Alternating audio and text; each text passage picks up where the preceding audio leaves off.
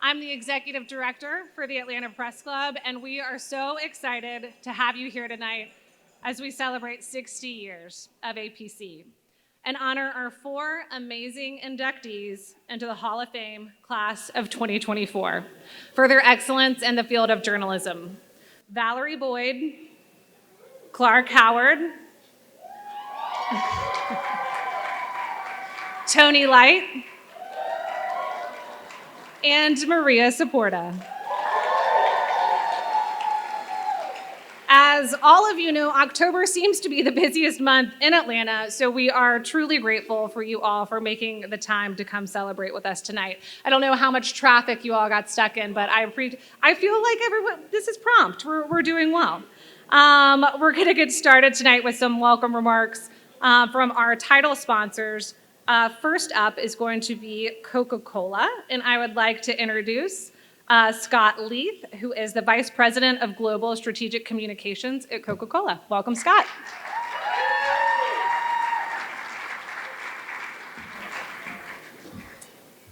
Well, good evening. I have a short story to tell you, and I want to take us back to 2006.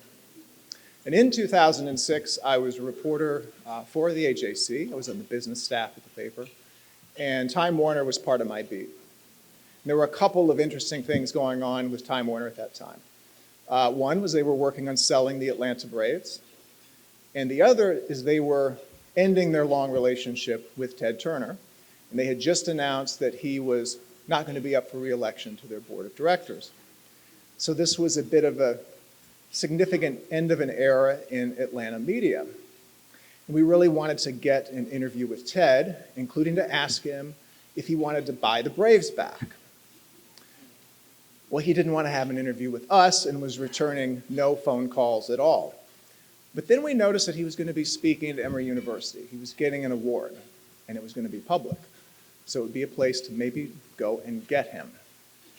Well, that's fine. That doesn't mean he's still going to talk to you once you get there, especially for me, because I had never met him before up until that point.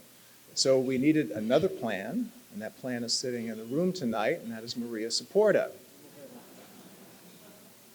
Because Maria knew Ted, she knew everybody, she knows everybody still. So that night in late February of 2006, we drove out to Emory in my car. We went to the Goizueta Business School, and sure enough, she made a beeline for Ted and managed to grab him. He still was not going to make it easy. He wasn't going to be rude. He didn't want to talk to us, but he wanted to say as little as he could. So, among other things, he recited some lines from the movie Camelot, and then he sang a song to Maria with the title Maria, with the lyric, "How do you solve a problem like Maria?" Anybody know the movie that's from? Sound of Music, yes, 1965. Well, he also gave us some quotes that we needed, so we were able to go away and write our story for the AJC the next day. I take a couple things with me from that story after more than 18 years. One was Maria's credibility and capability as a reporter.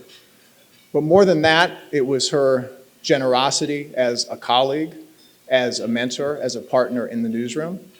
She always wanted to make the work better and was always willing to help out in any way that she could. Now, I'm talking a lot about Maria because I've known her for 24 years. But what I'm excited about tonight is the other stories we're going to hear about the honorees. I know we're going to hear about great work, about great public service, and about contributions to this city and well beyond Atlanta. So speaking on behalf of the Coca-Cola Company, where I work today, and my 10 colleagues sitting down here in front, thank you all for being here. We're proud to sponsor this event once again. I'm happy to be here for the third or fourth or fifth time because this is a fun event for me. And everybody enjoy your evening.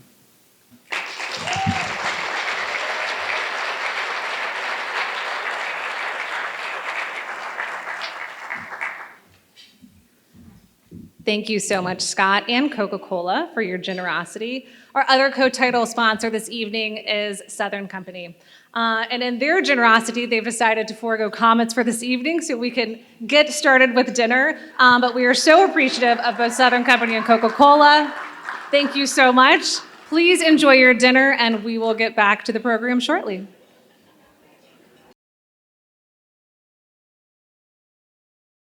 I would also like to say a special thank you to all of our amazing sponsors this year. Let's have a round of applause before we get started with the list. We are incredibly lucky that it is quite long this year. Of course, our co-title sponsors, Coca-Cola and Southern Company. Thank you to our diamond sponsors, Norfolk Southern, and Tom and Edwina Johnson.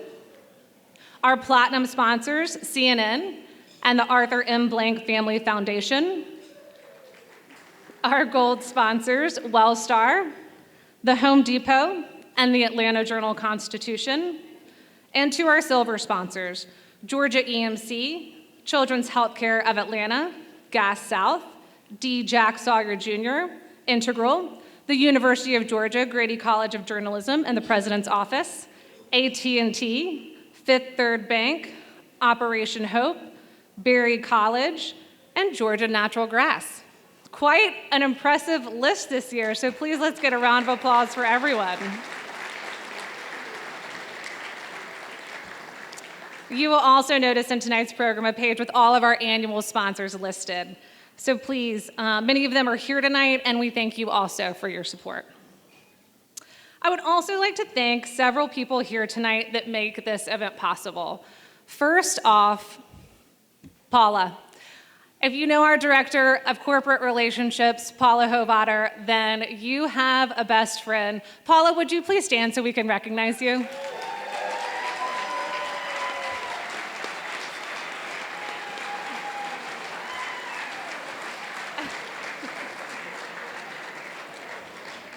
She is truly a legend, and I really am my right-hand woman, so I could not do it without her. I also would like to thank our production team for the Hall of Fame videos, Richard Crabb, Christy York-Wooten, and Jay Watson. And I would also like to thank our social media coordinator, Kiana Luden, and our photographer, Chris Alex. I would also like to recognize our Hall of Fame committee. If you were on our Hall of Fame committee, please stand so we can thank you. This committee truly works all year to make this event possible, and so we thank them for their service. We also have a fantastic group of previous Hall of Fame inductees here with us this evening. If you are a previous Hall of Fame inductee, will you please stand so we can recognize you?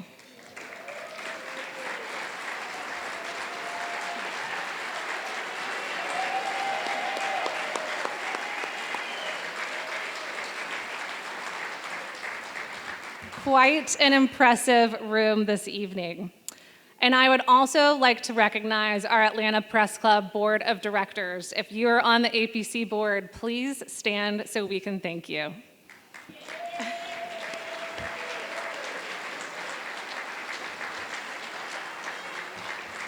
This is a group made up of my 22 best friends, and we are really amazed by what we can accomplish, and I thank them all tonight.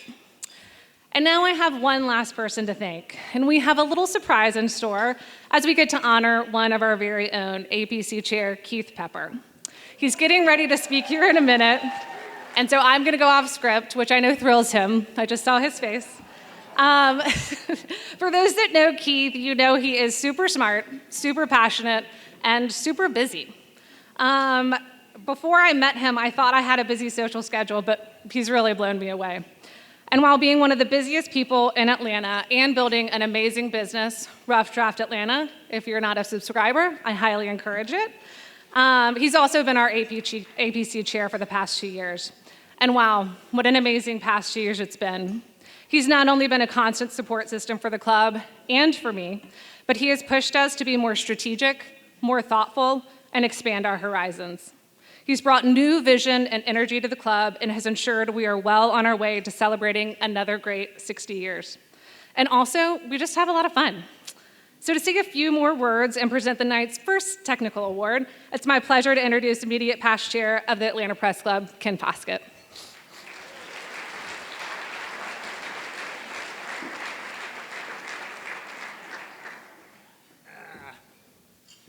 Thank you, Julia. I'm not on your program, if you're happening to look at this. Good evening. I'm Ken Foskett from your Atlanta Press Club. 3 years ago, I was on this stage as the club's board chair. Tonight, I'm here to recognize the outstanding service of our current chair, Keith Pepper.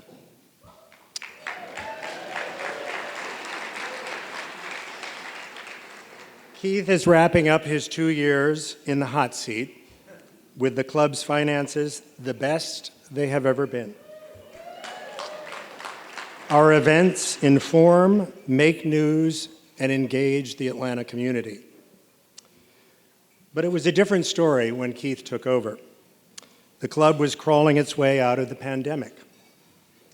Like many nonprofits, we were unable to hold many events, and our finances suffered. The club also faced a leadership challenge. We had no executive director. I asked Keith and then board member Jewel Wicker to lead the search for our new leader. That effort led to the successful recruitment of Julia Boyd. The rapport, yes, thank you. The rapport Keith built with Julia during that process convinced me that he was the leader to partner with Julia as she began her new role. Keith brought a publisher's eye to the club's bottom line, pushed new ways to expand its sterling brand, and managed our board of opinionated professionals with grace, humility, and humor. On a personal note, I made a new friend. So both personally and on behalf of the Atlanta Press Club Board of Directors, thank you, Keith, for your time, energy, and selfless devotion to this great institution. And we have a little award for Keith, and it's actually a very nice award. And as he makes his way up here, I want to see if anybody can call out who brought Keith Pepper to the Atlanta Press Club board. Yes, it was Maria Saporta. You're going to hear many great things about Maria tonight. She also deserves credit for how she was constantly on the lookout for smart, talented, and energetic journalists to lead this club. She still is. And so, Maria, thank you. Congratulations on your long overdue award tonight. There you go, man.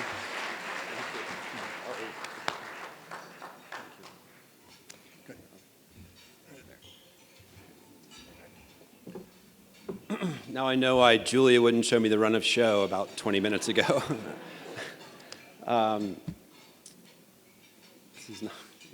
This is very unexpected, and thank you, Julia, and thank you, Ken, and thank you, the board. We have an amazing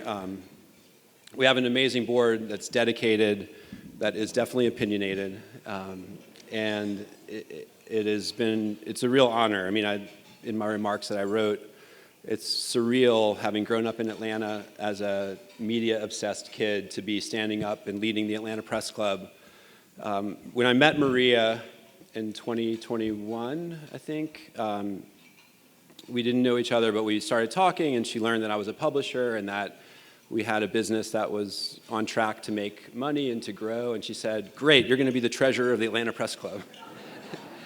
And the only reason that I was financially literate was because in the early 1990s, the very early 1990s, I worked for Clark Howard as his producer on his new radio show at WSB. So it's really an honor to be here. And so now I'm going to read what I wrote, which is that I know you guys had a lot of choices of places to be tonight, so thank you for being here with the Press Club. And this is a sold-out room. It's really oversold technically, so hopefully everyone got what they needed to eat. Let me know if you didn't. Most of my friends know that my two passions in life are eating out at restaurants in Atlanta and media, and the business of media in particular. So when I found out that a certain French tire company was having their award ceremony tonight, I got very nervous that we would have trouble drawing a crowd. Then I tapped into my sources, and I was able to find out that Costco was not up for an award, so I knew that Clark would be here to celebrate with us. I made a few more calls going into reporter mode that I learned from watching Maria, and I found out that Manuals was also not getting an award, so I was confident that everybody else would show up. So my term is coming to an end, as Ken and Julia pointed out, and it's been an amazing journey. The Press Club is in a great financial position, as Ken said, but also just looking around the room and the engagement of sponsors and the engagement of journalists and partners that want to do events with us is really at an all-time high from what everyone tells me. And it couldn't be that way without y'all's commitment and y'all's participation. So to our sponsors, to our journalists, to our outlets that work with us, thank you guys very much for all of your support of the Press Club. It's really an investment not only in events like this and in our Newsmaker series and our other networking events, but it's an investment in the next generation of journalists. And the path, as the Grady College table somewhere out here knows, the path is not that clear of what that looks like. And so having a robust press club in 2024 really helps set that path for future generations of journalists. So thank you guys very much. Just a few quick numbers about where the Press Club is. Our membership is over 550 members and growing, which is really amazing. This past year, our internship program placed 10 journalists at 9 media outlets across North Georgia. That was double the number of the year before. So congratulations to that committee and to the interns that are going through that program, and thank you to the outlets that partner with us on that. And our Awards of Excellence, which we did earlier this summer, had over 200 entries into that Awards of Excellence. So thank you guys for being really, really engaged.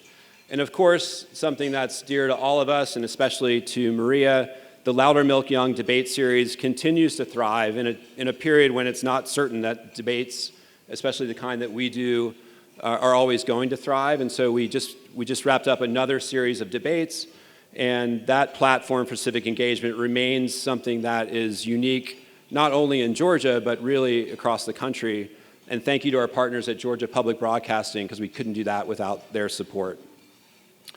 So all of that has happened this year, which is our 60th year of the Atlanta Press Club as well, so something else to remark on. And next year we will celebrate the 25th year of our Newsmaker series, which we have done in partnership with several of our main sponsors here, especially Georgia Power. And the Newsmaker series continues to fill rooms. We had a 8 a.m. breakfast Newsmaker recently at the Commerce Club when the room was filled. So it's amazing to have that engagement as well. I also want to thank the members of the board. Julia acknowledged that when you have a board of 23 or so journalists, you tend to get a couple of opinions that come in. But the board members are just incredibly dedicated. Some of them have been doing it for several years. We have some new folks that are coming on and some younger folks that are really, really engaged. And so they're constantly pushing us to do things differently, to look at ways that we can engage more diverse audiences in different parts of the city. And so that's something that I want to thank the board as well. And finally, she will not toot her own horn, and I don't have an award, but Ken mentioned that 2 years ago we brought on Julia Boyd as our executive director. It was a search that I kind of knew was over the minute that we met. But it was a stretch for the Press Club to bring in a professional association manager to take over an organization that had previously been run by journalists. So not an easy feat, but Julia has come in with grace and with an organization that boggles my mind, and she's made my job look very, very easy. So thank you, Julia, for everything you do.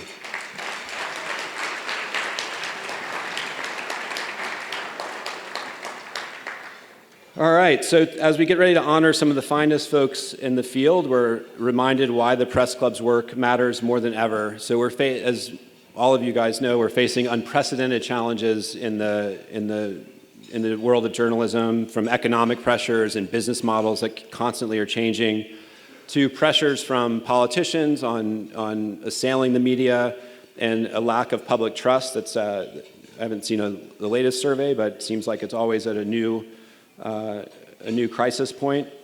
But our inductees tonight really represent the best of what we stand for at the Atlanta Press Club, and I know all of us in the work that we do together: integrity, excellence, and an unwavering commitment to the truth.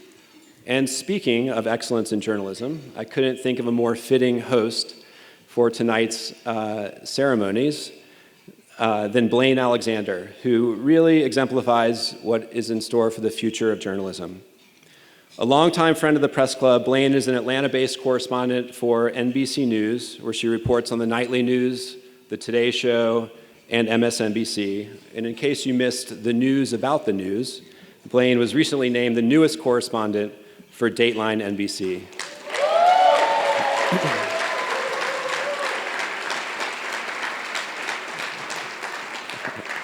She's a 4-time Emmy Award nominee. She began reporting in Augusta, Georgia, so she's very happy to be in Atlanta.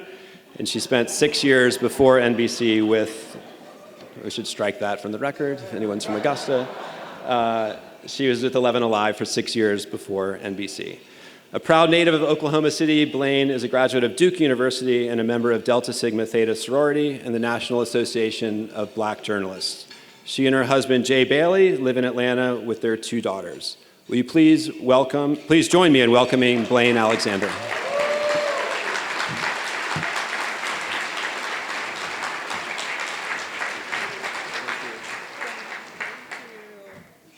Well, good evening, everyone. What a beautiful room. Thank you so much. Thank you for your kind words, and I am just so honored to be here. This feels like home, and tonight we're celebrating journalism. That's as simple as it gets. We are celebrating journalism.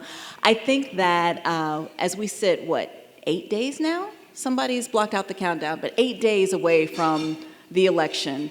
I want to ask for all of the many people who are in the room tonight, if you're a journalist, if you're a working journalist, just stand to your feet so we can recognize you. For those of us who are peeling ourselves away from deadlines, I see a few people who are not standing. There you go. If you're peeling yourself away from deadlines, if you're not sleeping, if you're barely sleeping, still trying to crank out a coherent byline or a live shot that makes sense in the midst of all of this, we celebrate you tonight. So thank you for everything that you're doing, because I think we all know what we do matters, right? So I want to dive into the meat of this program tonight. This is a special night because in addition to the honorees that we're going to be recognizing here tonight, all of the presenters are somebody who's actually close to each nominee. You're going to hear from a hand-selected group of presenters, whether it's a mentor, a mentee, a colleague, a friend, a family member, somebody who can really just help give you some more insight into why each honoree is so special tonight. So as we have this opportunity to learn more about our 4 honorees and the incredible impacted our city, our state, and our world, I want us to remember that this is the 14th year for the Atlanta Press Club Hall of Fame event, which honors the journalists throughout Georgia's history. So let's get started, shall we, with our first inductee of the evening, who we will honor posthumously, the beloved Valerie Boyd. Valerie Boyd, who opened doors for so many of us, especially women journalists and journalists of color, after boldly stepping through those doors herself. So let's watch this first video in her honor.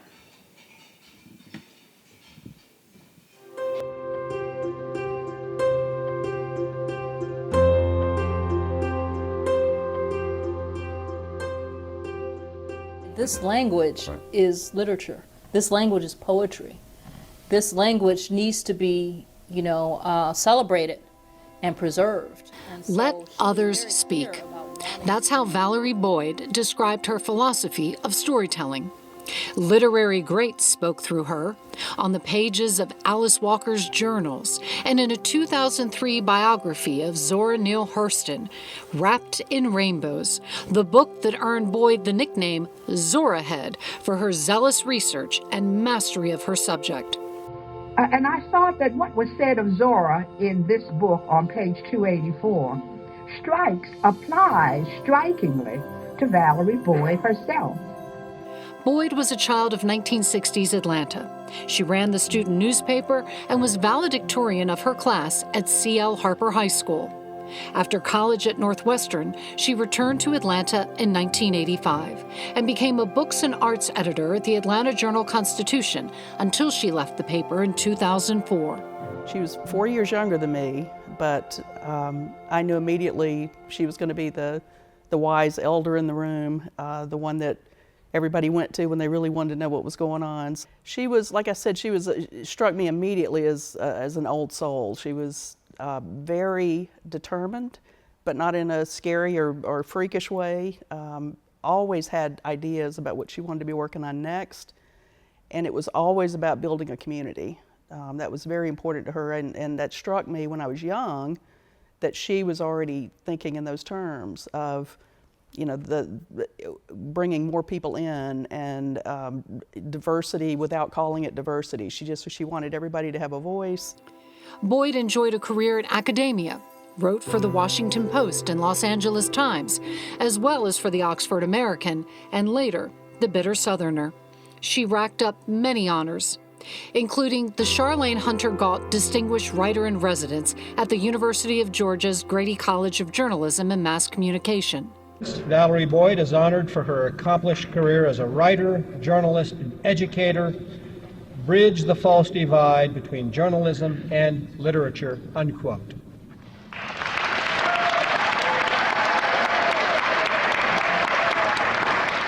An induction into Georgia Writers Hall of Fame shortly after her death in February 2022. A woman who inspired so many to take a leap of creativity in their own way and through their own writings. A woman who enjoyed connecting creative people with others, a person who simply cared about so many and touched so many lives. From students Boyd mentored to colleagues she met in journalism or in the book world. May we gather together to celebrate ourselves. Or those passionate about the Southern Foodways Alliance and the preservation of the legacy of the civil rights movement into which she, as an Atlantan, was born. Valerie Boyd's legacy will live on in the connections and communities she nurtured. Julia, I thought of 3 words that sum up Valerie to me. One is potential, one is support, and one is vision. When I say potential, I don't just mean Valerie's potential. I mean, Valerie saw the potential in everybody she worked with. This is my experience as a colleague and my experience as a friend. And also somebody whose potential she saw long before I did. So she could see what somebody was capable of, and she could help the person get there. That's also a rare gift. She knew that nobody was going to get anywhere in the writing world, in the newspaper world, in the journalism world alone, that we all need to feel supported and connected, which I said before, but that's the kind of community that Valerie built, and that's the kind of community that she gave. She understood that there were certain, definite obstacles, hard trails, by now entirely crazed individuals and populations, starvation, pestilence, flood. You keep going. You do your part. The Atlanta Press Club is proud to induct Valerie Boyd into the Atlanta Press Club Hall of Fame.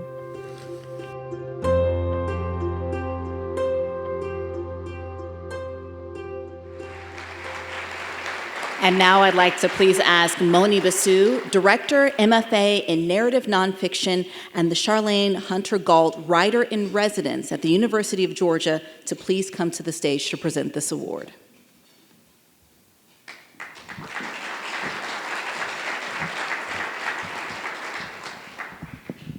I'm short. Good evening, everyone. I was truly honored when the Atlanta Press Club asked me to introduce Valerie tonight. Then, when I learned I had only a few minutes, I was stumped. How to capture the essence of Val, talented journalist and author, truth seeker and teacher, scholar, and mentor. In so few words, she championed people whose voices had gone unheard. She was an army of one, and she was my very dear friend.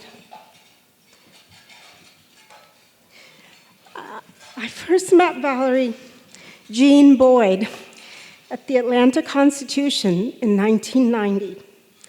We were copy editors then, but as you heard Teresa Weaver say in the short film we just watched, we all knew Val was destined for the big time. She just simply exuded greatness. She was barely 30 years old when she published 2 magazines centered on the Black community, all while working full-time at the AJC. She wrote feature stories and reviews before becoming arts editor and did pieces for the Los Angeles Times and the Washington Post, as well as myriad magazines. More recently, she served as an editor at the Bitter Southerner and at University of Georgia Press. We don't have time tonight to list all her journalistic accomplishments. Valerie truly believed the divide between journalism and literature was a false one, so she used her reporting prowess to make a deep impression on the literary world. She immersed herself in the life of Zora Neale Hurston, the most significant Black woman writer of the first half of the 20th century. Though her work was largely neglected by the mainstream, Zora had opened doors for women writers of color like the legendary Toni Morrison and Alice Walker. And so she did for Valerie Boyd. Wrapped in Rainbows, Valerie's definitive 2003 biography revealed the full complexity of Zora's life for the first time. Her meticulous research in libraries and archives uncovered new details and photographs, like the image that graces her book's cover. She traveled the country in Zora's footsteps and found new sources who had known her. Then she sequestered herself on Longboat Key near Sarasota, drawing inspiration from sun and sea to finish the writing. Quote, "Because I'm a Black Southern woman," Val once said, "I feel very close to Zora, as if I could paint a picture of her life almost from the inside out." Reviewers and scholars noticed, praising Val's achievement, which made her something of a walking institution, a scholarly repository of all things Hurston. When I reread Wrapped in Rainbows a few years back, I realized what kindred spirits subject and author were. Like Zora, Valerie could walk into a room full of strangers and a few stories later leave them so charmed they often found themselves under her spell. Val could persuade almost anyone to do almost anything and make them believe that it was their idea. She spun a web as wide as this world, intricate enough to let each person in it shine. You heard our colleague Eileen Drennan talk about how Valerie had the uncanny ability to recognize a person's potential. Nearly 15 years ago, when I was employed, quite happily, at CNN, she pushed me to try teaching. I did not see myself in a professorial role, but Val did. And here I am, making sure the MFA program in narrative nonfiction that Valerie so lovingly launched in 2015 at the University of Georgia continues to nurture and support a diverse community of writers to produce the kind of storytelling that Valerie prized. All her journalistic life, she fought tirelessly to lift up the voices of people, especially women of color, who had been erased by history. One day, amid the awful months of the pandemic, Valerie called me to discuss an idea she had.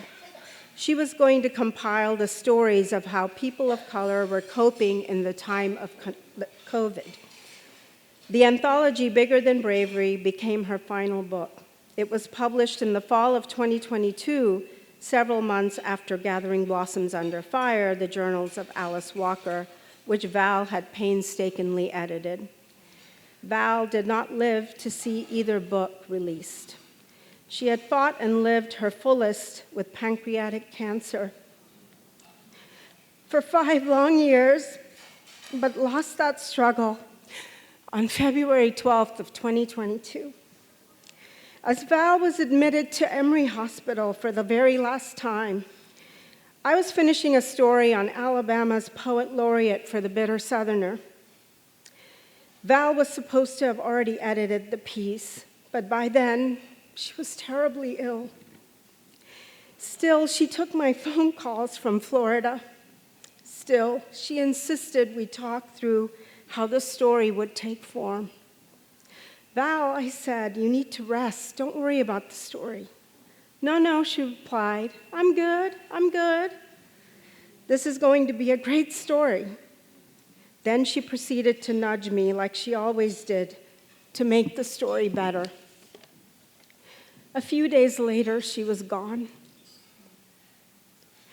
She left behind legions of friends, family, and communities shattered by the loss, and a legacy of excellence and love that continues to inspire anyone who seeks to do their story justice, like Val did.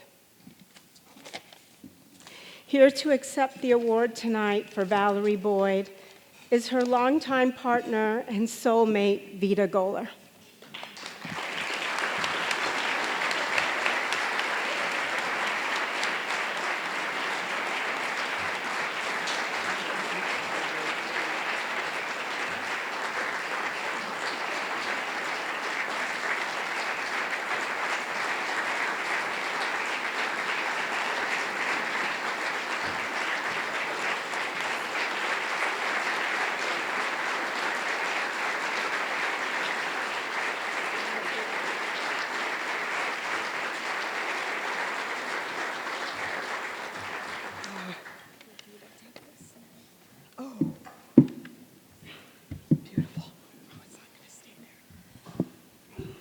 Thank you.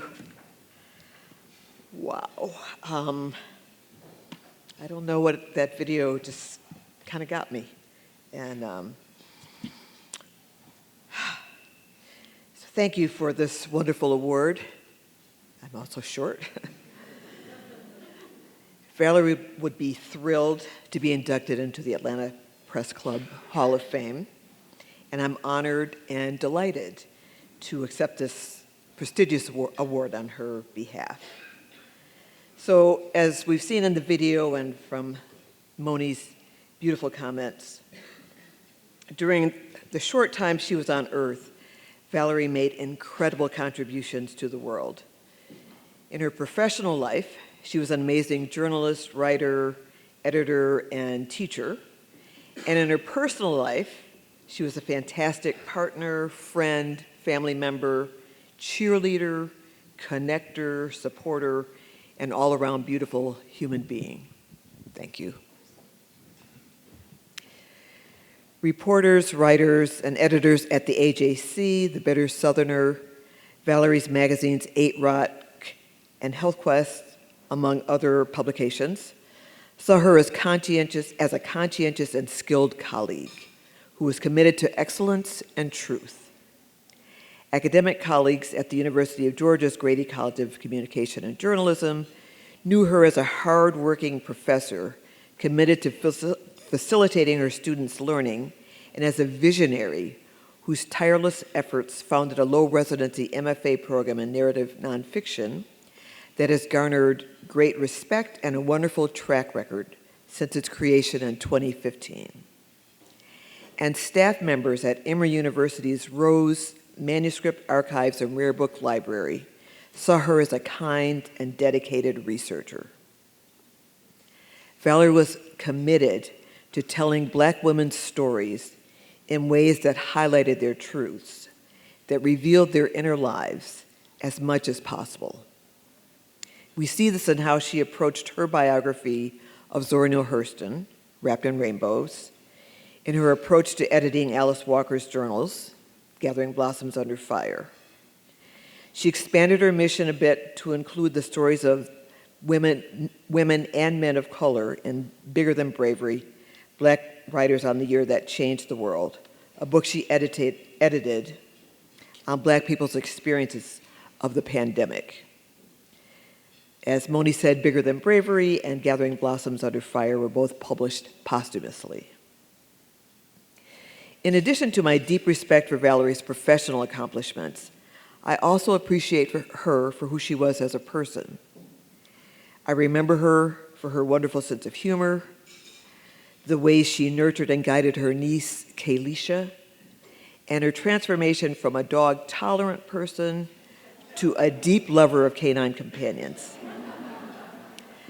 to someone who became a person that dogs just loved because she loved dogs. And I don't know how many people know that she was an amazing cook. She enjoyed preparing delicious food and sharing it with folks, always with lightheartedness and love. So to close, even though Valerie's life was too short, she was an idea person and had plans for other books and projects that now won't happen. She lived her life fully. She traveled, she learned, she shared, she laughed, she debated, she loved. She was a joy to be around and offered so much to her friends, her family, her students, and her coworkers. And I'm so thankful to the Atlanta Press Club for recognizing what a special person she was with this induction. Thank you very much.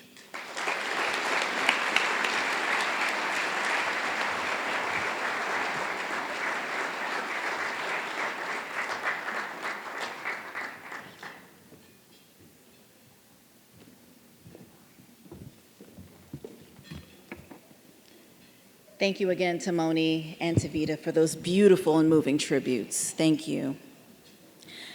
Next up is our second honoree for the evening, another name that many of us will recognize, Mr. Clark Howard.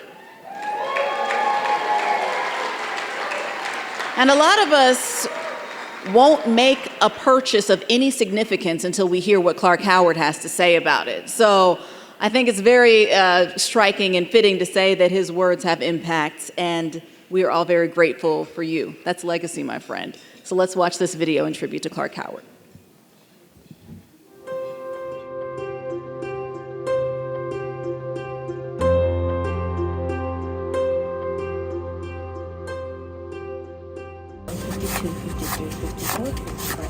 There's a reason people see dollar signs when they think of Clark Howard. I'm asked constantly by people, what do? I never have enough money. He spent decades as Georgia's and the country's favorite consumer and financial advocate. If you go to look at a new car, you're going to just say Clark, and people know the C is a symbol for all those cents he helped them save. Whether you're a billionaire or just starting your first job out of school, Clark Howard's advice has probably found its way to your wallet.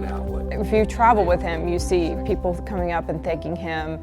His audience is so diverse. Everyone, people who don't have a lot of money, people who have a lot of money, people who, have not much education, people who have a ton of education. He reaches everyone and helps them wherever stage they are in life.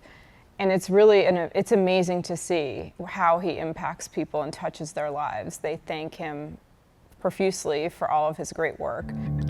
Howard grew up in Atlanta. He attended Westminster schools, left for college and an MBA, and returned to open his own travel agency. In true Clark Howard style, he traveled the world while making money and retired at the age of 31. People always asked him how he did it. The goal is to live your life where you're always living on less than what you make. The advice he gave on radio and TV landed him a job at WSB that he held until his second retirement in 2020. Clark says it is gold.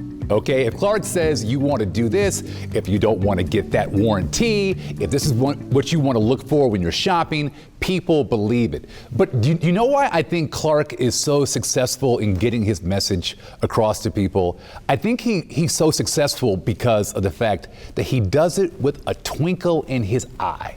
You can see he gets ready and he says, this is going to get you, or you're going to save big buck. Of course, Clark Howard would not be content to simply dispense advice. He wrote best-selling consumer books, became nationally syndicated on hundreds of radio stations across the country, even considered running for mayor of Atlanta. I assumed that if I were to run for mayor and if I were to win, that the first thing that would happen was I wouldn't have any clue what I was doing. But let me tell you. All the while, laughing off nicknames like Savvy Cheapskate, Mr. Information, and Professional Tightwad. But Clark is the only name that stuck. Clark is so trusted and so loved, and he has done so much good for so many families around Atlanta and Georgia and probably the country, because he is a nationwide brand. I love that Clark Howard brand started on WSB Radio and then years ago moved into television, and before integration and collaboration was cool, we were doing it with Clark. He is a wonderful human being. He's always available when we need him. When we're in a financial crisis, when there's inflation, when the economy is bad, Clark breaks it down and makes our viewers figure it all out. When you go to buy groceries, you can buy them anywhere now. Perhaps the most important lesson Clark Howard has taught consumers is that taking control of your finances buys time for leisure, rest, and charitable causes. Saving money is the key to giving it away, which is what Clark Howard has done for decades by building more than 100 houses for Habitat for Humanity. You see the toys behind me that have been sorted by county and child, and helping provide gifts for Clark's Christmas kids in nearly every county in Georgia. He's one of a kind, and it comes through in almost everything that he does. When you're talking about what Clark Howard is and what he means to the community, I'm going to say this: Clark's Christmas Kids. Okay, making sure that children in the foster care system here in our great state have a toy under the tree. If you're there with him on the radio at that Walmart on that Saturday before the deadline, and how much he cares about making sure that the kids, the youngest to the oldest, get exactly what they need, and imploring people to come on out to give what it means. His family is there with him. It is it's the biggest privilege I have to be able to sit next to him and see him follow through on that process. It makes you want to do everything in your life better. Everything. The Atlanta Press Club is proud to induct Clark Howard into the Atlanta Press Club Hall of Fame.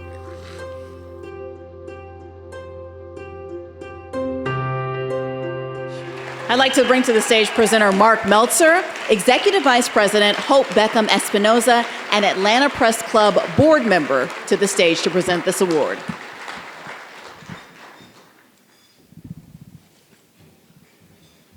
Thank you, Blaine, and congratulations on your new job with Dateline. We're very, very proud of you. Good evening, everyone. I'm Mark Meltzer. I'm a longtime member of the Press Club Board of Directors, and it's a thrill for me tonight to help induct one of my favorite people, Clark Howard, into the Atlanta Press Club Hall of Fame. I've known Clark for more than 30 years. I first heard him on the radio when he hosted a show on WGST called, believe it or not, Cover Your Assets. And I loved his brand of consumer journalism. It's easy to understand, and the information he shares makes a real impact on people's lives. There's an old saying in journalism, news you can use, and that's what Clark delivers. Clark and I started writing books together in 1992, and I'm proud to say that 3 of the 10 books that we wrote made the New York Times bestseller list.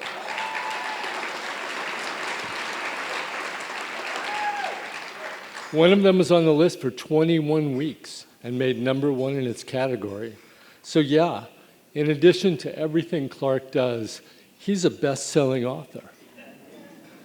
We had a lot of help writing those books, especially from Krista DiBiase, happy birthday, Krista, and Theo Thimo, who co-authored 2 of those books. Thank you, Theo. And a huge shout out to my friend Rodney Ho of the AJC, whose front page center column profile in the Wall Street Journal on Clark in 2001 helped catapult our books from regional to national. When we went to pitch the book to publishers in New York, they didn't yet know who Clark was. So we told them how Clark got us rooms at New York's ritzy Waldorf Astoria Hotel for $126 a night, and they sure understood it then. You saw a little bit of it in the video, but the thing most people don't know about Clark is how generous he is. Yeah, he's famous for being a cheapskate, but Clark is generous with his time, his advice, and his money. I'll give you a few examples. One time, I wanted to buy a new phone, and I called Clark and asked him if he had a recommendation. Instead, he gave me a spare phone that he had bought to try out, and he even set it up for me. Another time, I'd bought a new house, and on my first night there, I reset a circuit breaker that had tripped, and I somehow cut off power to the whole house. Clark drove over at 10 p.m. on a Saturday night and helped me get my power back on. When I first proposed writing a book together, Clark said, "Only if your name is on the cover too."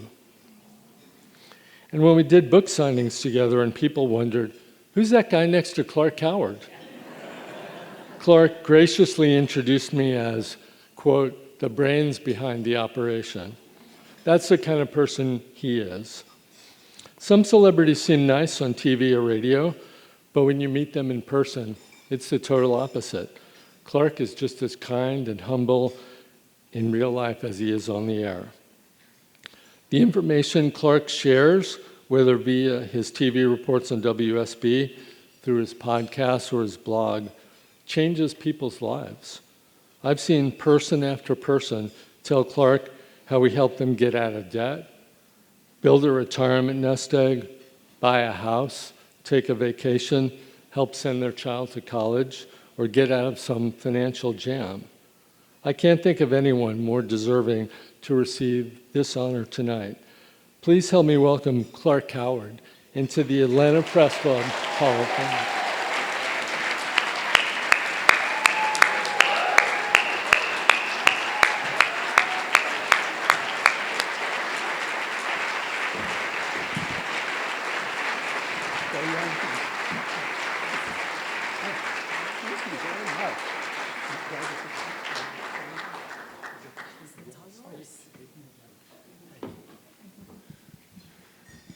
I asked a stupid question. I said, do I get to say anything? So first of all, I want to thank you all for arranging this tonight. For my 29th wedding anniversary is tonight. And I was trying to figure out which restaurant I had a coupon for. I was going to take my wife Lane to dinner, and instead you took care of it.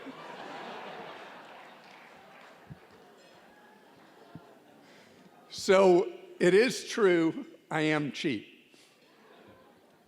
My wife said before I come up here tonight, make sure I straighten this suit up because it doesn't fit me, as you can see.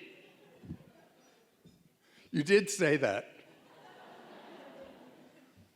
But the cheap guy thing is actually a teaching vehicle because my whole thing is people feel so powerless in their own lives now. They don't feel like they have any control. And one of the things I try to stress over and over and over again is get off that treadmill. I don't mean the physical one. I do want you doing that. But I mean the thing where you're always having to chase the next paycheck because you can't pay the bills you owe this week. And everything I try to stress is bring power in your life by living on less than what you make. And that's the core philosophy. But how it's brought to a viewer, a listener, a reader, whatever way somebody is touched, is because I have the most wonderful people that's my privilege to work with in this business that we're in. First, I'd like to have my staff from Clark Howard Inc., Clark Howard Media, stand up for a second, please.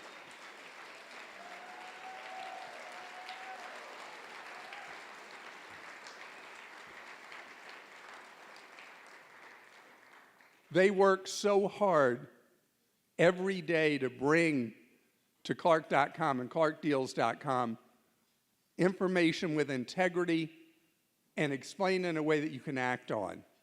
And I'm so honored that I get a chance to spend my week with each and every one of you. Thank you very much. And then my family at WSB, both WSBs, radio and TV, who have done so much to help me spread the word and teach. That's what I'm about, is reaching and teaching. And where's my WSB family?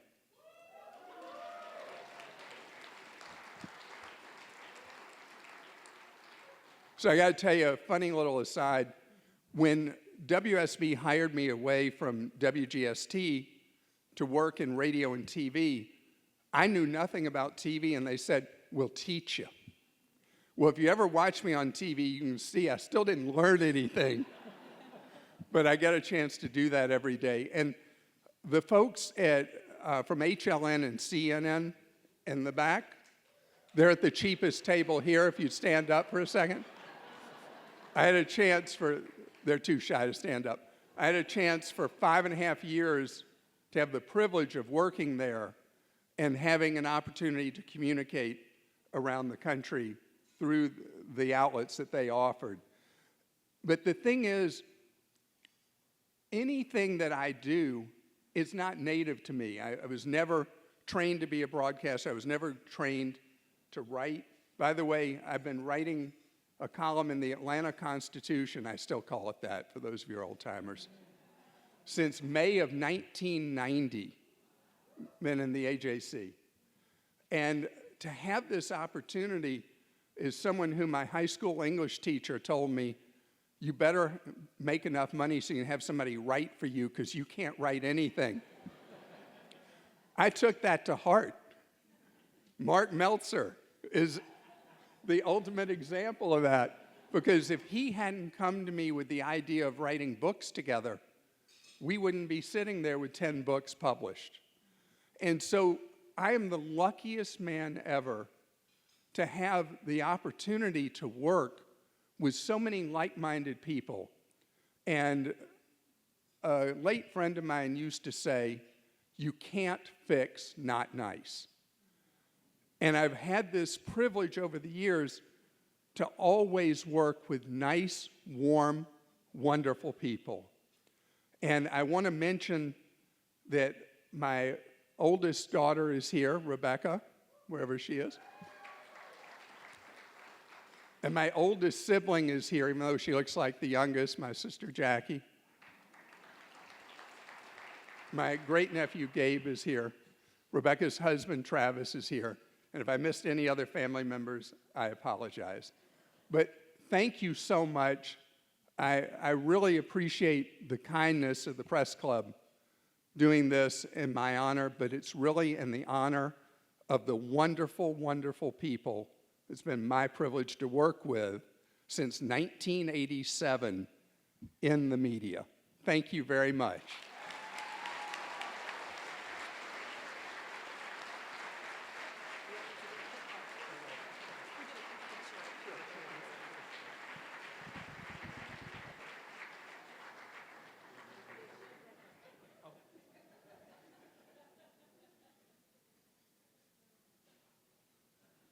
Thank you.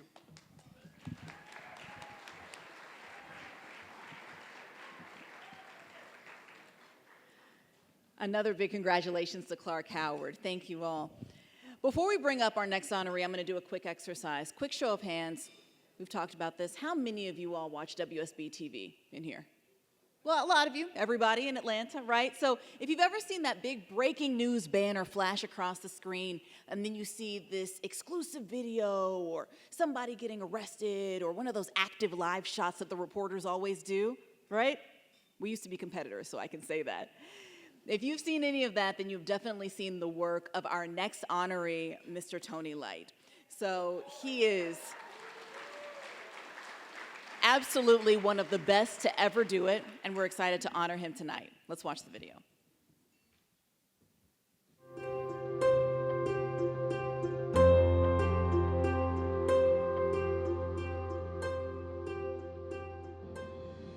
I am Tony Light, Chief Photographer here at WSB TV. I have worked at WSB for 46 years.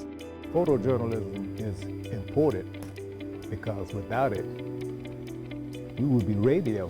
TV is visual, and you cannot do it without a photographer. And the seasoned photographers that we have on staff will bring you some of the best video that you have ever seen.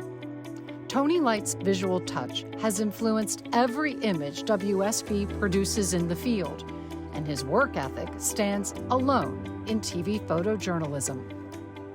Whenever you need anything, Tony is the person. You need a photographer at the helicopter, call Tony Light. You need a photographer to set up a pool camera situation where all of the stations can share in court, call Tony Light. He will set it up, he will get everything ready. He will be there on the first day, even if we're not the pool camera, to help the other stations make sure everything goes flawlessly. And that's the kind of person Tony is. This is someone's backyard, and as you walk through their backyard, they told us the water's receding now. Light is synonymous with Atlanta news. WSB is the only job listed on his LinkedIn page. It's the station with which his keen eye has produced award-winning visuals for nearly 5 decades. He remembers the 70s transition from developing film to using videotape.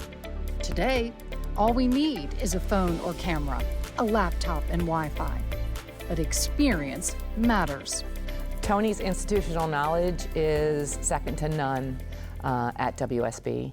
He has covered so many stories and covered history. He's traveled around the world for us.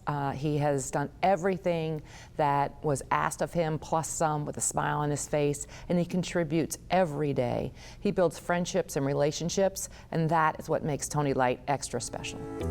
Whether directing others from his office at the station or on the ground in the middle of the action, Tony Light was there.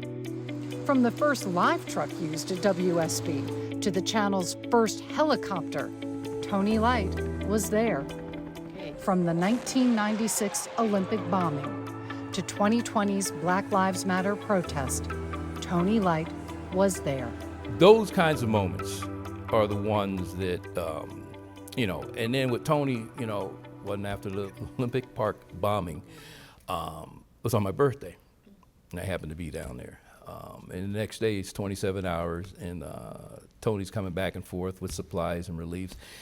As the chief photographer, he wasn't at the time, but as a senior photographer, often he'll do logistical stuff. We'll go, plan ahead for events like we used to do the 4th of July parade and the Peachtree Road Race and all that stuff. And so a lot of times he's not at the crunch, but he's always there in the backdrop as a support. Tony Light doesn't beat his own drum or toot his own horn. His WSB colleagues describe him as a constant force and source of positive energy to everyone in his sphere and to WSB viewers who know what an impact a good TV image can make. Tony Light is just an amazing human being. He is kind, caring. Not only does he care about the news product, he cares about the people that are involved, whether it's the people he's interviewing, the people involved in the story, any of the people involved. He always cares. The Atlanta Press Club is proud to induct Tony Light into the Atlanta Press Club Hall of Fame.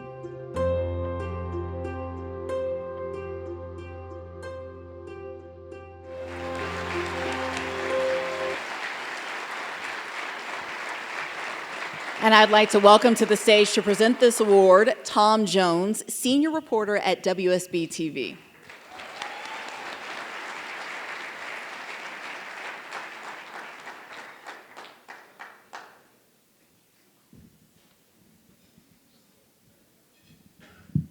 Oh, man. Whew. Whose idea was it to put 2 bottles of wine in front of my plate? Man, me and the bottom of those bottles got acquainted real quick. No, I'm just joking. Wow, it's so good to be here. Good afternoon, everybody. Yeah. Oh, y'all didn't hear me, huh? Good afternoon. I'm sorry. WSB works me so hard, I'm thinking it's afternoon. Good evening, everyone. It's so good to be here in a room full of journalists, and there's no crime scene tape, no blood and bullets, or no high-profile attorney cursing me out in court because our cameras are pointing at his client. If you don't believe that, go and watch our news from this evening. It did happen today. But here, I'm not it. Just like my producers at work, they told me to keep this short, so I'm going to try to. I call him Tony Shining Light because he often shines when the world around him is crumbling. I refer to him as Tony Flashlight because where there is darkness, he often illuminates any room that he is in. He is truly the light at the end of the tunnel. And I found that out some 23 years ago when I arrived at WSB TV, and it was my first live shot. Tony, you don't remember this, but I do. I remember it like it happened 2 minutes ago. We were sent out, this rookie and our inductee tonight, to a protest at an apartment complex. I mean, it's my first live shot. I got to impress my bosses. They sent me out with this dude who had been there. I mean, I think after he left his prom, he came and worked for Channel 2. 46 years. So they send me out with him, and we go out to this apartment complex, and there's this protest planned. And so we go out, and I'm just eager. And so back then, we had these large live trucks, and we had these large antennas, we call them the mast, that you had to raise up, and it was an endeavor getting those masts up. It took a couple of minutes, about 3 or 4 minutes. Then once you got it up, you had to call back to the station to get ENG to tune it in so we can send our live report and send our stories back. So Tony gets out there. I have him set up. He tells me, where should I set up? We should set up right here. This is where the protest will be. He sets it up, and that mask goes up, and I'm sitting there watching that mask go up, and I'm like, I'm at WSB TV. So then he starts to get his gear out. He gets his camera and his tripod out, but then now I'm starting to like, whoa, wait a minute, something's a little odd here. I'm missing something, and I couldn't quite figure out what it was because there was so much going on. This is my first live shot. So he gets the gear out and he's saying, okay, we're ready. Where is everybody? That's when it hit me. The person organizing the protest told me the protest was going to be in the back of the apartment complex, and we were in the front. Now I had just met Tony, had never met him before. I'd known him about a week or so, but I've known photographers my whole life. They absolutely abhor putting that mast up, taking their gear out for nothing. And here this rookie is. I just took him through that. Tony, bless his heart. Oh, man. When I told him, hey, man, we're in the wrong spot. Oh, that was hard to tell him. It was hard to tell him. But if you know Tony, he looked at me and calmly said, it's okay. He spent another 5 minutes, and we're in crunch time. The news is almost coming on. He let that mask down, put his gear back in the truck, and we moved to the right location. I'm surprised we're still friends today.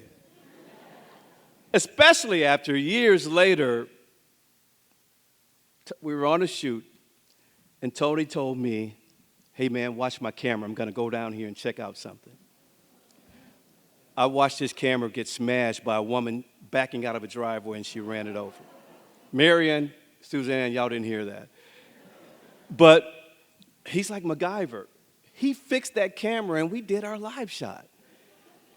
Tony has just been the type of person, not just the type of worker, but the type of guy you want to be out in the field with. I mean, his feathers are never ruffled. He is always willing and able to do whatever it takes to get the job done. It is such a pleasure to have worked with him. He has always been calm and collected, and he has just been someone who I adore as a photographer and a person. Every year, Tony and I and a group of guys, we take this man trip around the country, and this year we're going to New Orleans in a couple of weeks. And every year, yeah, it's going to be a time. We won't remember what happened. And he hates when I tell this story. Every year we gather, and it's a relaxed time. I always tell people I don't want to be Tom Jones when I'm off. I want to be TJ. I don't want to be the guy on TV. But every year we take a picture, a group picture, and Tony has his shirt tucked in like he's still at work. And I always say, Tony, it's okay to untuck your shirt. Untuck your shirt this year, Tony. We're going to have a good time. I could not think of a better person to receive this award than my good friend, Tony Light. His nearly 50 years working in this market, his extensive knowledge of photography, his timeless work ethic, and his ability to troubleshoot and tackle any assignment is unmatched. Tony, it is a pleasure to have spent the last 23 years with you. You are a treasure to this community, a treasure to WSB-TV. You are a wonderful person and a wonderful co-worker. I congratulate you on this Hall of Fame award. Come on up and receive it, buddy.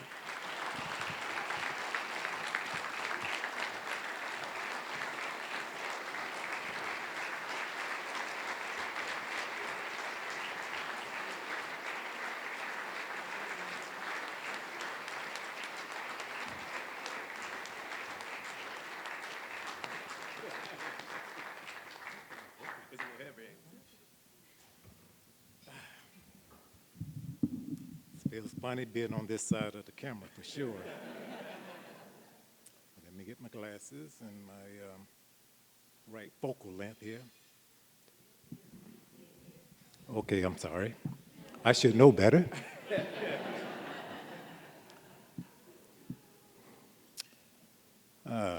Okay, first of all, I am nervous because I'm not normally on this side, but Nicole, thank you for this nomination. I also want to congratulate all the others who are going in this year. I am truly humble for this recognition. I wish my wife had made it, but she got delayed, but I love her, and I want her to know that. I've been a lot of places, and I've seen a lot. Going toward the hurricane when they asked all the residents to leave. And I'm still trying to understand why we still have all of these mass shootings. And I'm learning new phrases like fake news. Never heard that before. But this job turned out to be a dream. Even though it didn't start out that way, then I realized it had become a career, and it did not start out that way. That goes to show you, if you let God drive the wheel, have the handle, He will take care of you. I love my job. I love my coworkers even more. We, the media, have an obligation to serve, to help those who had lost everything in that hurricane. to help that family that needs closure, to give hope to those who have given up. We do that by making people care, by making police work a little harder, by making politicians, do the right thing. When we tell those stories that make people feel something, whether it's sadness, happiness, even anger, if we can make people feel, we may push them to do some goodwill. For me, that's why I love this industry we call news. Thank you again, APC, for making me a part of this great group that is going in this year. Thank you. I might need this.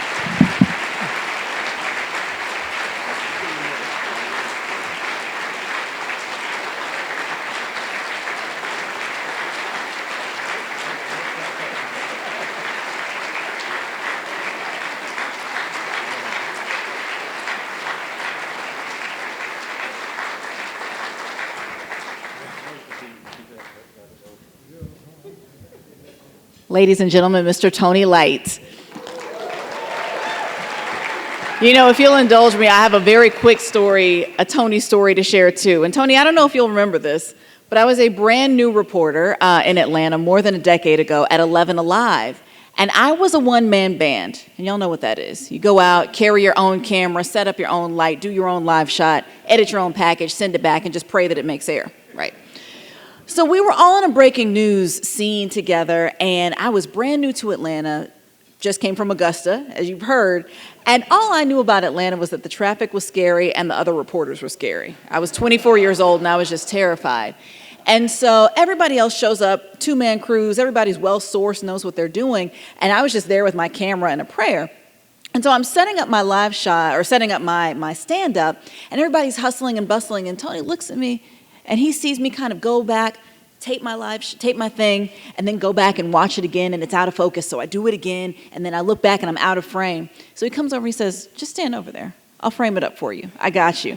And as a competitor, he shot my stand-up for me, made sure that it was how I wanted it, made sure that it looked good, and told me that I was going to do well. And that meant so much to me. I knew that I would be okay, that I would make it in Atlanta, so thank you. Thank you.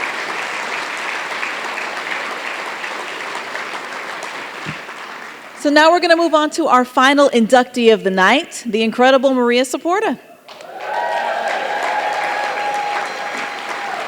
And Maria is no stranger to anyone in this room, of course. I think it seems that the theme is everybody has a Maria story in here.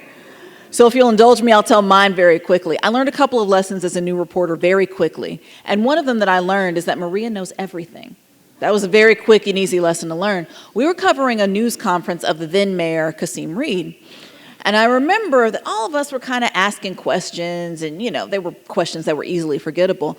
And every now and then Maria would pipe up, and she just had the most specific question. She said, well, I understand that this was discussed at a meeting yesterday with your advisors at 7 p.m. I mean, just all of these things that she was able to rattle off. And we'd be like, well, what's the latest with pensions? And then Maria would chime in with another just really, really well-crafted question, to the point that Mayor Reed stopped at one point. He turned and he looked at her and said, Maria, you are very well sourced. Like, he was just very impressed. And that was one of my first lessons in Atlanta news. Maria knows everything. And that has held to be true to this very day. So if you'll watch this video in honor of Maria Saporta.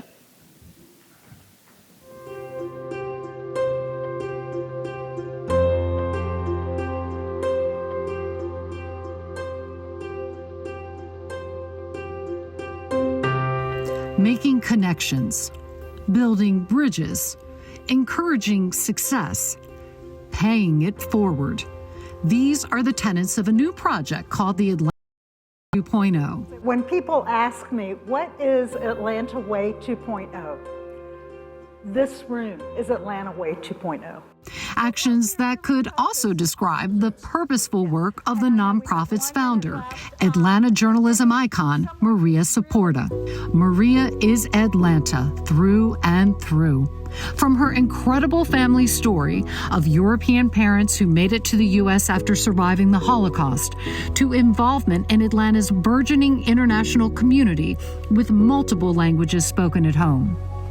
And learning from the integration of Midtown Atlanta's Grady High School, while her family home, 2 blocks from the school, was one of the only houses not for sale during the onset of white flight, an experience Maria wrote about in her Saporta report in 2009.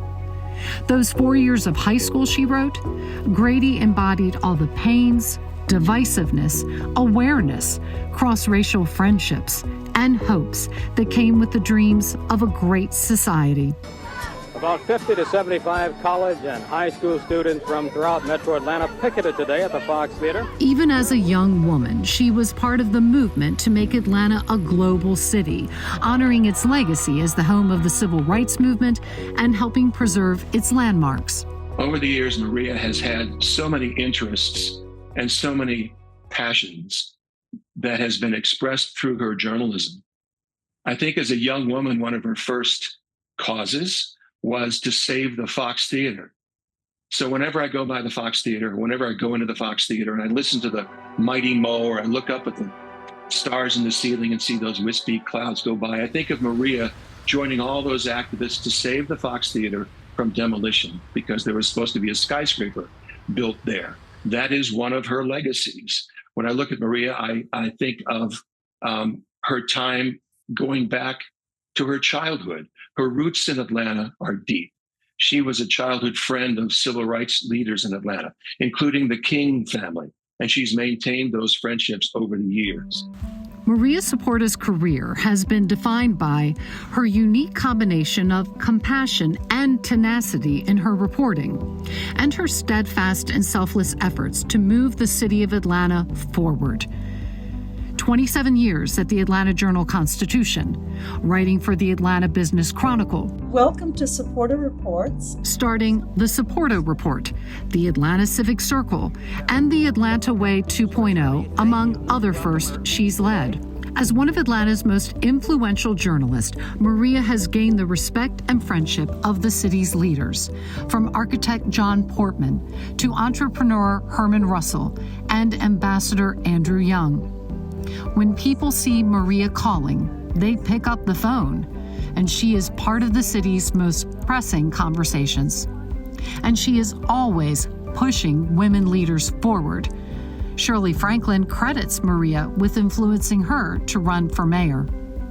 Some say Saporta would make a fabulous mayor herself. But then, who else would hold everyone accountable with the tough questions? Maria Saporta is what they call old school. You know, she put the capital J in journalism. She knows what it means to tell a story, and she doesn't let people just say no, give her no for an answer. She digs until she gets the facts. I think she has changed the face of journalism here in Atlanta and the Southeast, and she's definitely changed the face and created the Atlanta Press Club to what it is today. Maria served on the Atlanta Press Club board for more than 30 years, and her work is still making an impact. As APC president in the 90s, she got CNN's Tom Johnson involved, and the Atlanta Press Club had its first home in what was then CNN Center. Maria also helped start APC's Hall of Fame dinner with her co-chair, John Sherrick, and convinced business leader Charlie Loudermilk to endow the Loudermilk Young Debate Series, one of the largest debate series in the country. Our Atlanta Press Club debates are like none other. The candidates know when we call them to be a part of this, they want to show up because they know the voters will see it. Our programs, second to none. The Atlanta Press Club is just on par with the National Press Club with some of the programming we have and the fact that people know who we are. We wouldn't be that without Maria Saporta. Maria now serves as an emeritus board member as she leads the Atlanta Way 2.0. Well, it's hard to know exactly what her impact is because she's not finished.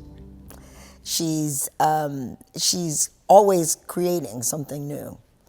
I don't think she imagined creating Support a Report when she was a journalist at Atlanta Journal-Constitution.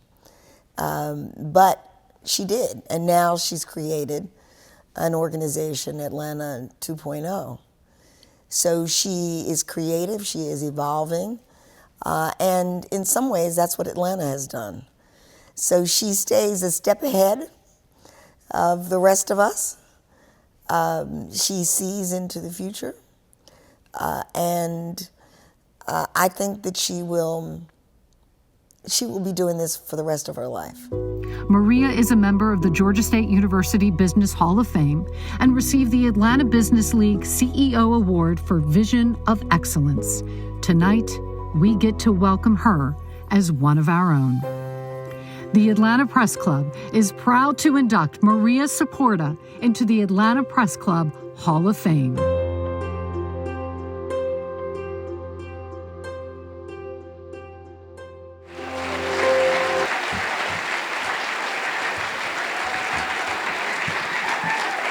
And now please welcome Tom Johnson, former president of CNN, former publisher of the Los Angeles Times, and longtime Atlanta Press Club supporter and friend, to present this award.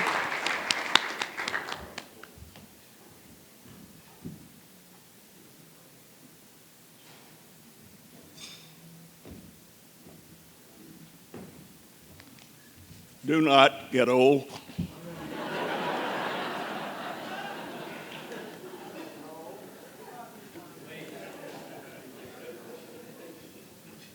First, I'd like to thank the Atlanta Press Club for giving me the opportunity to introduce tonight my friend. In my opinion, there would not be the splendid Atlanta Press Club without the 30-plus years of dynamic, active leadership of Maria Saporta.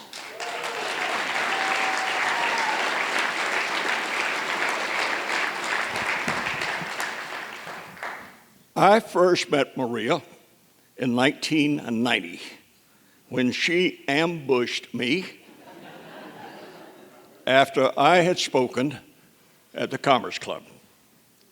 Now, many Georgia governors, Atlanta mayors, and chief executive officers have been in that situation.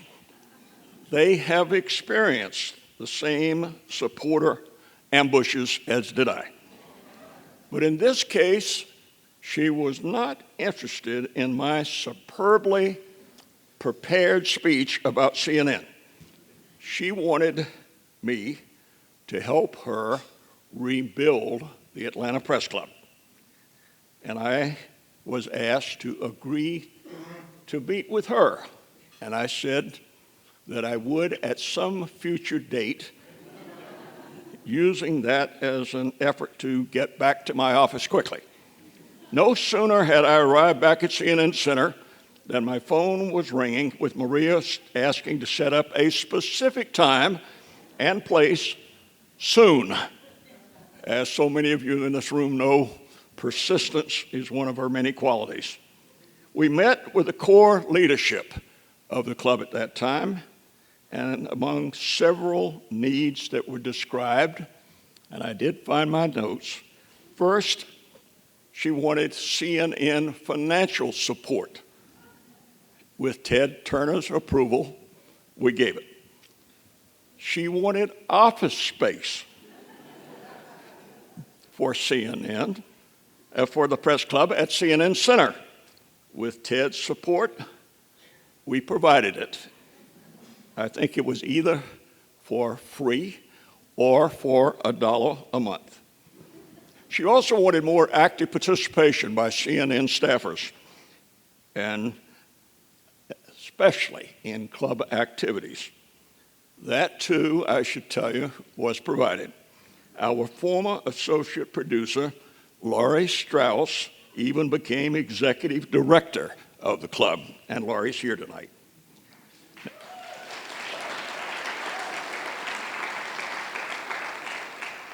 But Maria and that early core group shared a vision to make the Atlanta Press Club the most vibrant journalism organization in the nation. Tonight, I can assure you that the APC has achieved a reputation that is second to none, even though we are not quite yet as large as the National Press Club in Washington.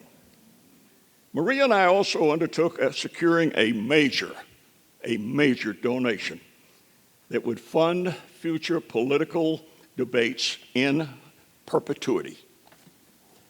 With the help from our friend, Ambassador Andrew Young, who is here tonight, and he deserves from all of us tremendous support. Andy?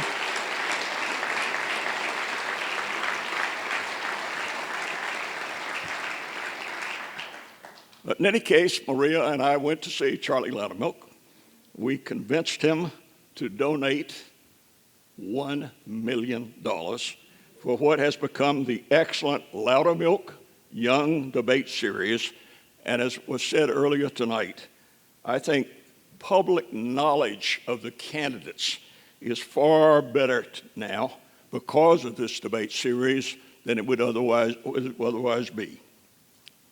So I'm really proud to stand before you tonight, having known Maria and have known this club for now 34 years. I've tried to be an active part of it. I've gained much from it. I like so much that we recognize excellence, not just looking at the problems of trying to secure the necessary records that are sometimes kept from us in the Capitol and by others, but we recognize excellence in what is accomplished by so many of you in this room. We meet tonight on the eve of one of the most consequential presidential elections in American history. The outcome will affect every single one of us. Republicans, Democrats, Independents. It also may affect the predictions that our Constitution and the First Amendment provide to journalists. One of the candidates has not hidden the fact that if elected, his second term will be a revengeful one. In my life, the United States never has had a presidential candidate who so demonizes the women and the men who report on him, not even former President Nixon. Among his many accusations is that the press is the enemy of the people, that our reporting is fake news. Well, I should say in response to that there are thousands of journalists, many sitting in this room tonight, and others around the world who care and care deeply about their mission.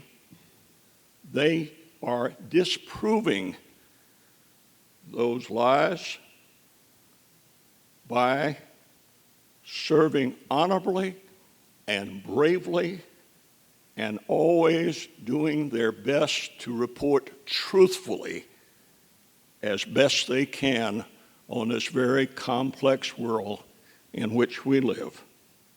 There's one reporter that you and I know who exemplifies the highest standards of our profession, standards of accuracy and fairness and responsibility, and it is a woman that we honor tonight.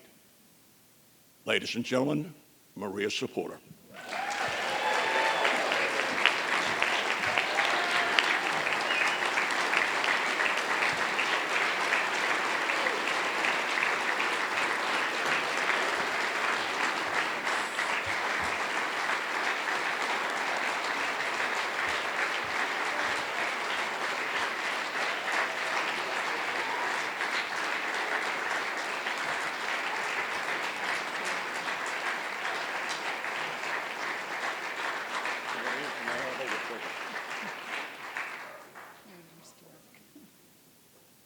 Get a good one.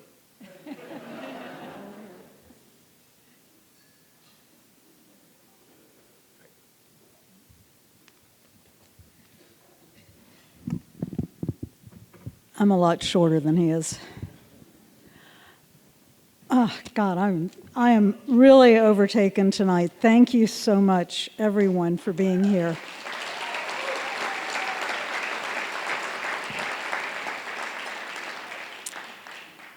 There was only one person I wanted to introduce me if I ever got inducted into the Hall of Fame, and that was Tom Johnson.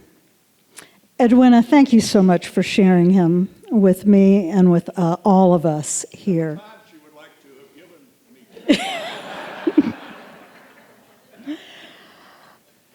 Why Tom?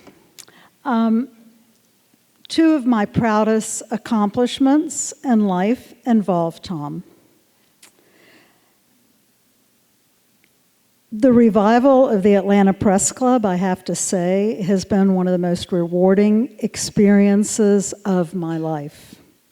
And it would not have been possible without Tom Johnson being there by my side every single step of the way. As a journalist, I'm proudest of a package of stories that I wrote about executives suffering from depression. That included Larry Gellerstedt III, J.B. Fuqua, and our own Tom Johnson. The fact that he let me tell that story has stayed with me forever, and I feel like that story maybe had more impact than anything else I've written. So Tom, thank you so much for your confidence in me and for always being there whenever I ask you for anything. So I appreciate that.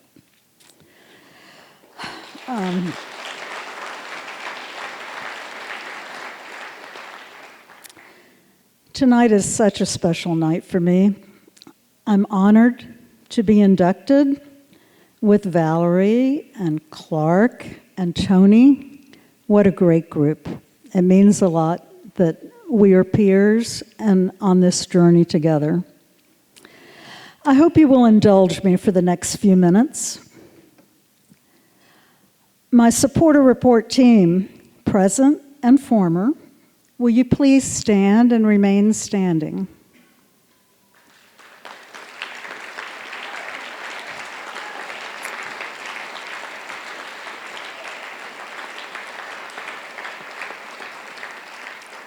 All the supporter report corporate sponsors and thought leaders, and yes, Tom, stand up, will you please stand and remain standing?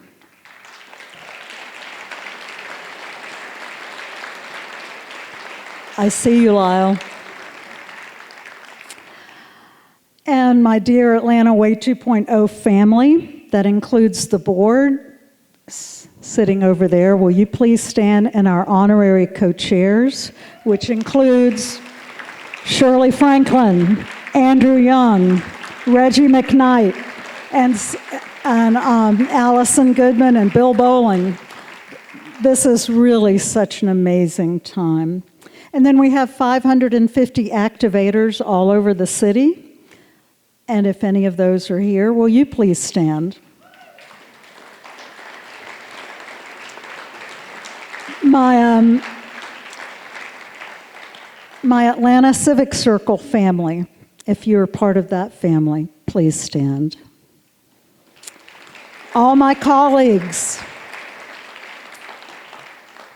past and present, at the Atlanta Journal-Constitution, will you please stand? And remain standing, everyone. And my colleagues at the Atlanta Business Chronicle, please stand and remain standing. Everyone who I've worked with at the Atlanta Press Club, including the Loudermilk Young Debate Series, will you please stand?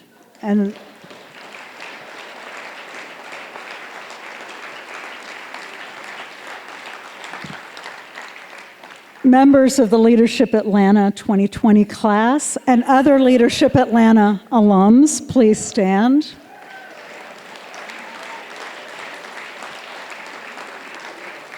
My Berry College friends, I'm on the Board of Visitors there, and I'm honored that they are sponsoring tonight. Please stand.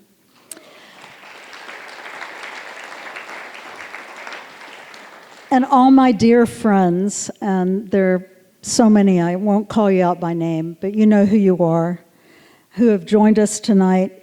Yes, that also means the Muck-Mucks. They know who they are. Please stand. And then the two most special people in my life, my children, Carmen and David Luce. Will you please stand?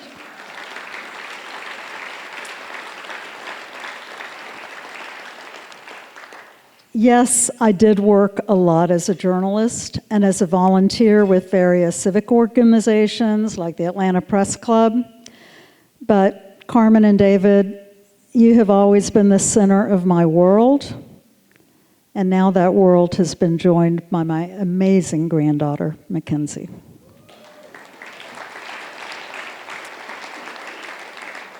Look around the room.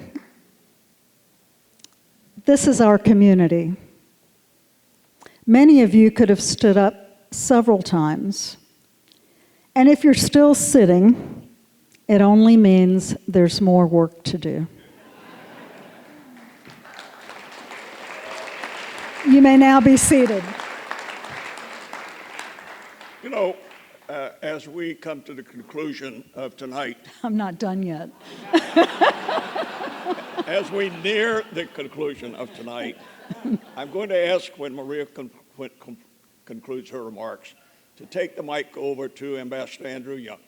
I mean, it seems to me that at a time of such a turbulent world with so much divisiveness, that this is a time for a word about peace on earth, and particularly from the words of a man who served as mayor of this city, as United States ambassador, as a United States member of Congress, who is here tonight fundamentally to pay tribute to Maria's supporter. But I also would think that if we could toss to him, it would be a good way for us all to leave tonight with thoughts about a world that perhaps could be a better place. And I will just add to that, in fairness and equal time, I would also like for us to hear from the first woman mayor of Atlanta. So y'all have a special treat here at the end.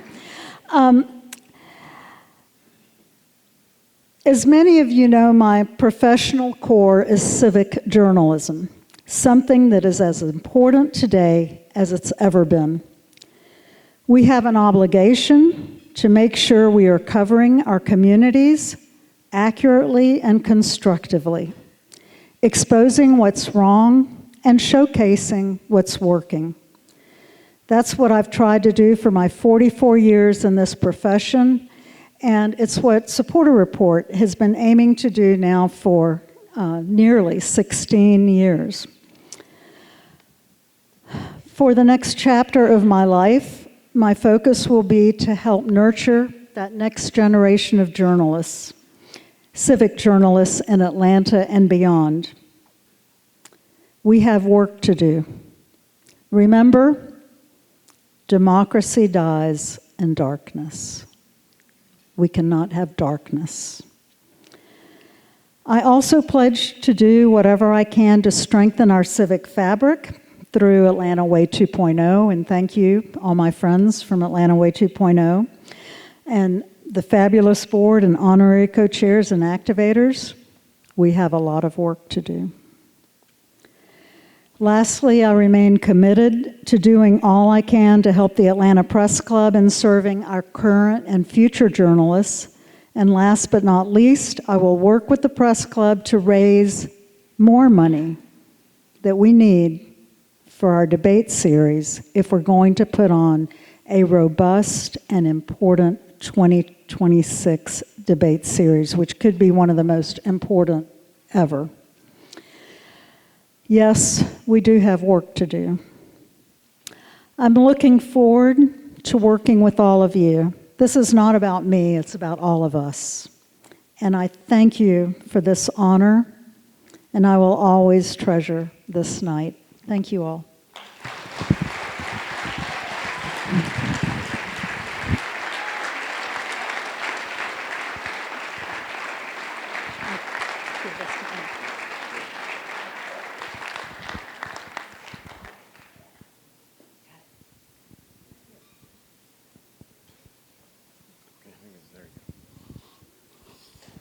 I've been honoring friends 2 nights in a row, it seems.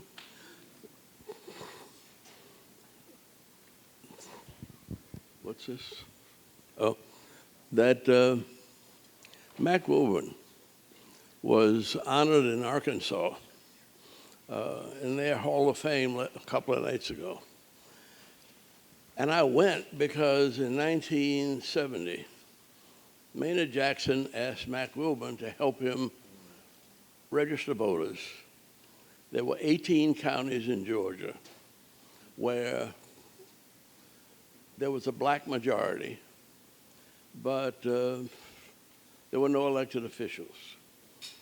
Mac was a kid, but he had a McDonald's.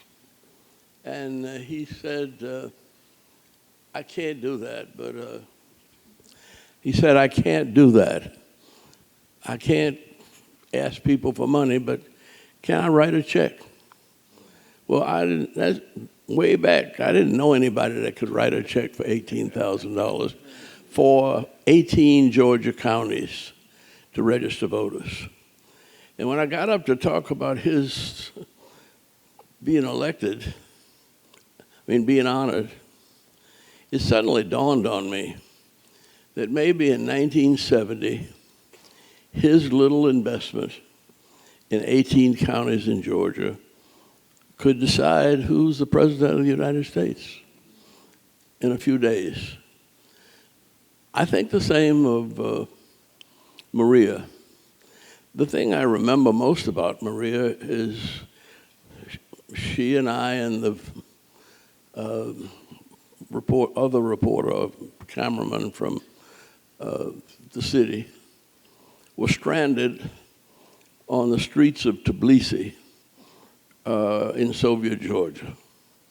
And we got there a day ahead of time, and nobody knew who we were or why we were there. But a young fellow from the Sudan, who was the only person we knew who could speak English, and we didn't know him, he identified us across the street, lost, not even knowing how to get to where our baggage was, because all the signs were in Russian. And he came over and took us around and found a way to get us to our hotel. And we spent a week in Tbilisi, and we brought 300 citizens of Tbilisi in Soviet Georgia back to Atlanta as our guests under the Friendship Force. And those two things say more about Maria and Atlanta, that for many, many years, there have been people with dreams, but most of all with a sense of responsibility, that have given their lives to make it possible for the lives of a peaceful, prosperous, and free world. I can't help but get a little political, because I'm wondering what the former president is going to say on a campus that graduates more black and Hispanic engineers than any school in the world, and where the president, I think, is of Hispanic descent, and where it's one of the top-ranking technical institutions on the planet. And I don't know how that's going to turn out, but I think that what's going on there and what's going on here has shaped the past And I believe somehow we're going to shape the future. And it will be in the Atlanta way. That the Atlanta way wasn't first known in Atlanta. I think all the way back to the Mayflower, there was a kind of Atlanta way. And I thank you for not forgetting that. One other thing that I never think of your background, but I remember your father as being connected with the Holocaust in some way. And I was made to read, well, I wasn't made to read it, but somebody gave me a copy of the Diary of Anne Frank. And somehow I've associated that with all that has been going on in my life. And on this tremendously divided planet, there is a core of people of dreams and vision, and that know what God would have us do to bring peace on earth, and not only goodwill toward all men, but especially to all women and children. And Maria, thank you for your contribution to making that a reality on the planet. God has blessed you, and you have blessed us.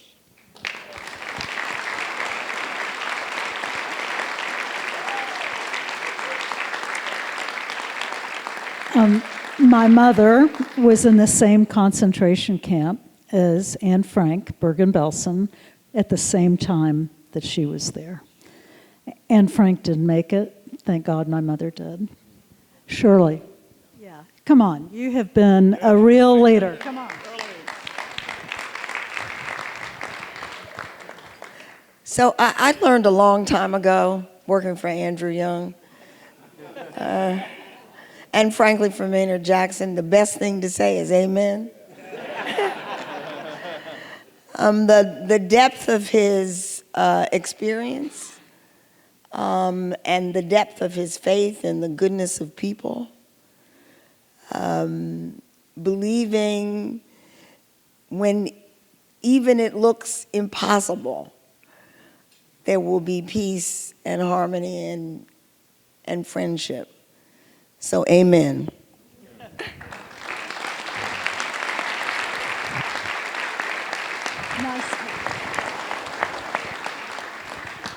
Well, to hear from two icons, two former mayors of our great city, I told you tonight was special, and I think we see why. Both of you all, thank you so much. Thank you, thank you. And I will say amen to that as well. And that concludes our beautiful program for the evening. Thank you all so much for coming. What a fantastic group of honorees. Let's give a warm round of applause again for Valerie, for Clark, for Tony, for Maria. Thank you all so much.